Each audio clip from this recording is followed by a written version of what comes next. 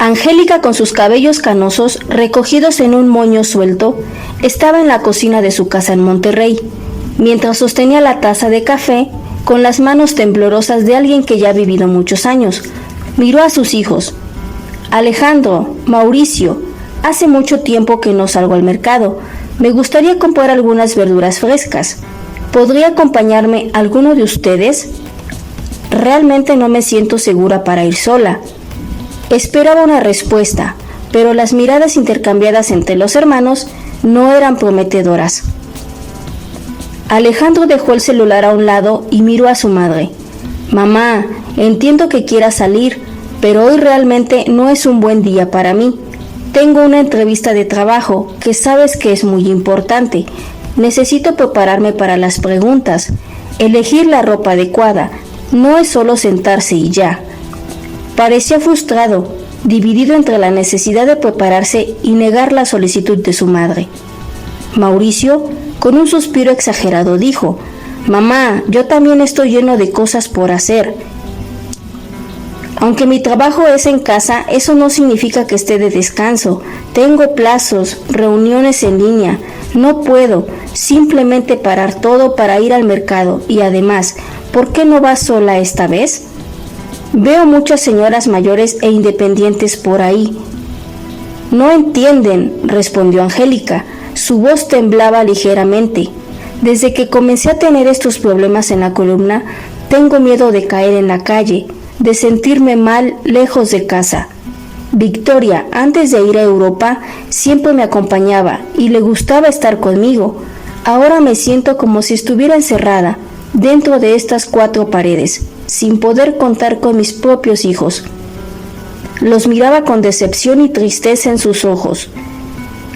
Alejandro, claramente presionado, miró a su madre con una expresión de irritación creciente. Siempre es sobre Victoria. No, Victoria haría esto, Victoria haría aquello. Imitó a su madre con un tono burlón. Mamá, tenemos nuestras propias vidas, nuestras responsabilidades. Victoria eligió irse a trabajar a Europa. Dejó claro que tenía otras prioridades. Hizo una pausa, respirando profundamente antes de continuar con un tono más agresivo. Y otra cosa, mamá, no olvides que Victoria solo es tu hija adoptada. Ni siquiera comparte nuestra sangre. Somos nosotros, Alejandro y Mauricio, tus verdaderos hijos. Y sinceramente estoy cansado de esta comparación constante. Ella no parece tan preocupada. Al fin y al cabo, aceptó un trabajo en Europa y nos dejó aquí, lidiando contigo. Parece que para ella somos lo suficientemente buenos para cuidar de sus responsabilidades. Pero cuando se trata de reconocimiento, solo Victoria importa. Alejandro cruzó los brazos. Su expresión era una mezcla de resentimiento e irritación, evidenciando una rivalidad antigua y una sensación de estar perpetuamente eclipsado por la figura de Victoria. Angélica miró a Alejandro. No estoy comparando a nadie, comenzó su voz ahogada por la emoción. Al contrario, solo quería un poco de compañía, un poco de ayuda. Pasé mi vida cuidando de ustedes, dedicando cada momento para asegurar que nada les faltara. Y ahora, cuando pido un simple favor, siento como si estuviera pidiendo el mundo. Las lágrimas comenzaron a formarse en las esquinas de sus ojos, pero las contuvo con determinación. ¿Saben? Cuando ustedes eran pequeños, dejaba todo de lado para estar con ustedes. Cuidaba cada fiebre, cada rodilla raspada, cada pesadilla por las noches. Y ahora soy una señora de 73 años. Cuando pido un poco de tiempo, un poco de consideración, parece que soy una carga. Su voz temblaba con cada palabra, revelando la profundidad de su tristeza y frustración. No estoy pidiendo que abandonen sus vidas por mí. Solo quería sentir que todavía soy parte de ella, que todavía tengo valor para ustedes. Con Victoria lejos trabajando en Europa, siento una gran soledad. Ella no puede ser mi hija de sangre, pero el amor que siento por ella es el mismo.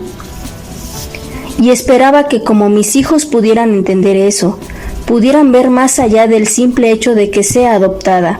Solo quería un momento juntos, para sentirme conectada con mi propia familia nuevamente. Miró a Alejandro y a Mauricio, buscando alguna señal de comprensión o empatía en sus miradas, anhelando una conexión que parecía cada vez más lejana. Angélica, con los ojos aún húmedos, continuó: yo no sé si son los medicamentos para la presión, pero me he estado durmiendo casi todo el día. Hizo una pausa mirando al vacío, como si estuviera reviviendo cada momento de soledad. Cuando no me despierto tarde, termino quedándome dormida en el sofá o en cualquier rincón de la casa, y en los raros momentos en que estoy despierta, ustedes apenas me prestan atención, ni siquiera se intentan pasar un rato conmigo. Su voz era una mezcla de tristeza y decepción. Las palabras salían cargadas de un sentimiento de abandono. Mauricio, rodando los ojos con desdén, soltó una risa sarcástica. Bueno, claramente la dosis de esos medicamentos está baja, porque podría dormir más, y eso significa hacer menos drama. Su voz era fría y no ocultaba su molestia con la situación. Alejandro, a su lado, asintió en acuerdo, su rostro reflejando una impaciencia creciente. «Mamá, hacemos lo que podemos», dijo Alejandro, claramente irritado. «Tenemos nuestras vidas que vivir. No podemos parar todo por tus caprichos». Cruzó los brazos, su cuerpo tenso demostrando su frustración. «No es justo que esperes que abandonemos todo, siempre que tú lo pidas». Angélica los miró, una mezcla de indignación y tristeza en su mirada. «No pido mucho de ustedes. Ustedes tienen una vida de reyes aquí. Son hombres adultos y hasta hoy no se han casado, y yo incluso recibiendo la pensión de tu padre, después de tantos años como capitán del ejército, nunca me quejé de sostener esta casa y dejar el dinero con ustedes. El dinero es mío, la casa es mía, y aún así, cuando hago una simple petición, soy tratada como si fuera un gran problema. Estoy cansada de sentirme así, de sentirme aún más sola. Desde que Victoria aceptó este trabajo en Europa». Las palabras de Angélica estaban cargadas con la soledad que sentía.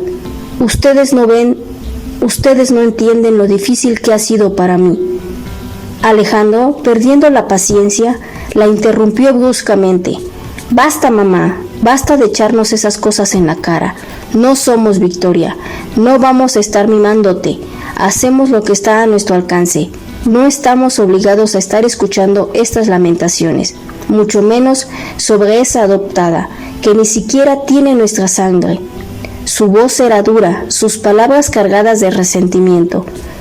Angélica retrocedió un poco. Las palabras de Alejandro la golpearon como puñetazos. El aire en la cocina estaba cargado de tensión, cada uno sumergido en sus propios pensamientos y emociones conflictivas. La conversación se había transformado en un campo minado de resentimientos y heridas no resueltas. Al día siguiente, Angélica despertó sintiéndose somnolienta y confundida, una sensación que se había vuelto común últimamente. Arrastrándose fuera de la cama, caminó lentamente hacia el baño. Al pasar por la habitación de Alejandro, la puerta entreabierta le permitió escuchar la conversación entre sus hijos. Deteniéndose, sintió un nudo formándose en su estómago.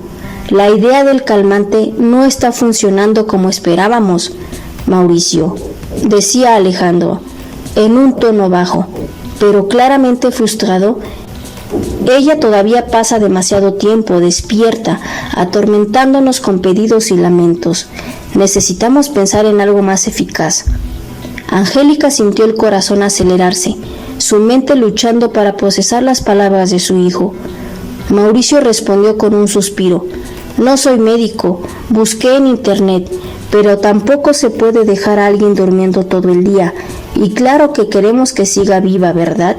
No podemos perder la pensión generosa que recibe del ejército». El cinismo en su voz era palpable, y Angélica sintió una ola de náuseas e incredulidad. Definitivamente no podemos perder esa pensión, acordó Alejandro, pero tenemos que encontrar una alternativa y lo más importante es mantener a Victoria fuera de esto.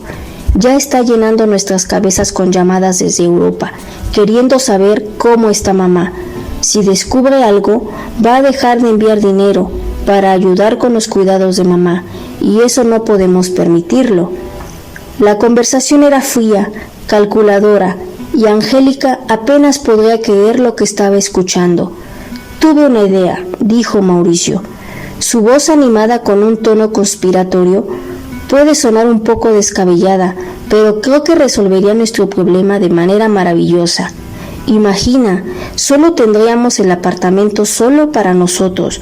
Podríamos traer a nuestras novias aquí sin preocupaciones y aún disfrutar de la pensión. La emoción en su voz era evidente.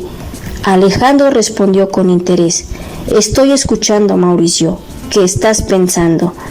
Angélica, aún parada al lado de la puerta, sentía el corazón latiendo en su garganta. La traición que amenaba de la conversación de sus propios hijos era asfixiante. Mauricio, con un brillo de astucia en los ojos, continuó explicando su plan.